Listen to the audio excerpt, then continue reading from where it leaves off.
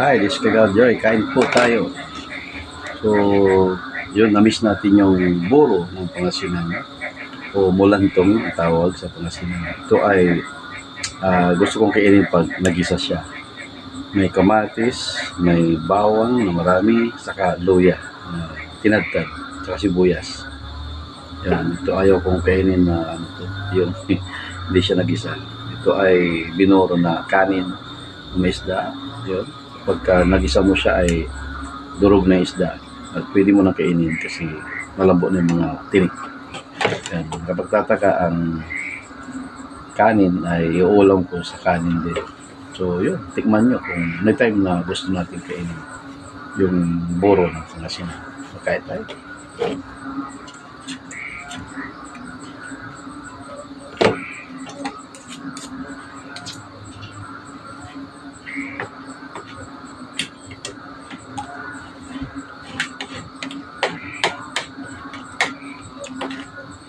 Sinturado yung asin. Kaya yung alat. Hindi rin maalat. Actually, ito ay binabad sa maraming asin. Pero, depende sa pagkagawa ng buro. Meron yung hindi marunong, pero may pigno ko paano ako. Maganda yung pagkaburo niya. Hindi malansa. Ibang ayaw nila ito.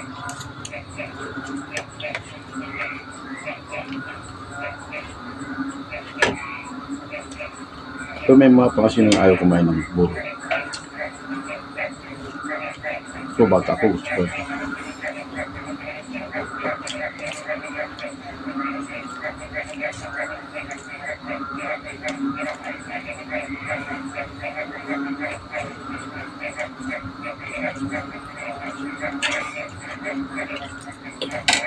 Sana ko iba ko sa buro natin.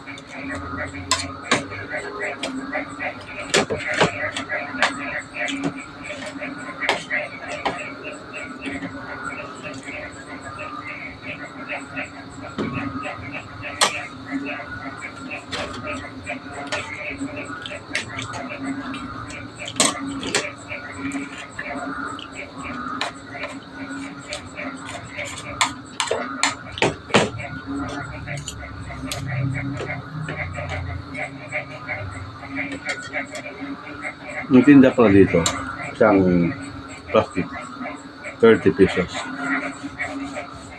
So, ito ay dalawa. Ito na bawasan. Marami na rin yun.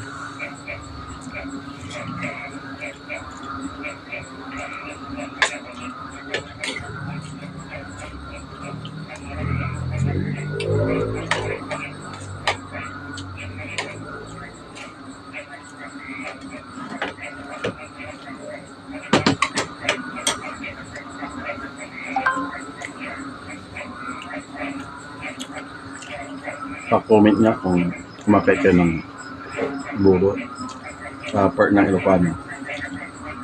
Kay Ilocanoan, meron kumakain.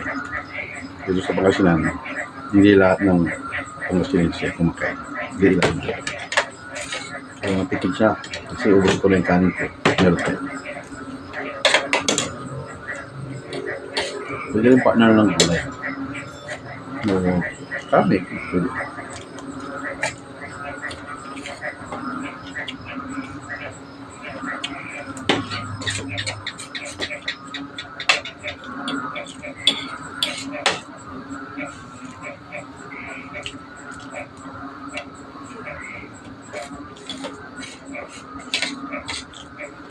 Sa ibang bansa, mga OFW, nakalimis na yung buro.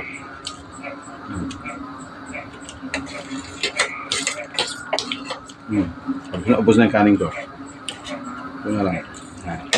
Ito, buro. Namiss nyo. Tama ang pagkaso niya.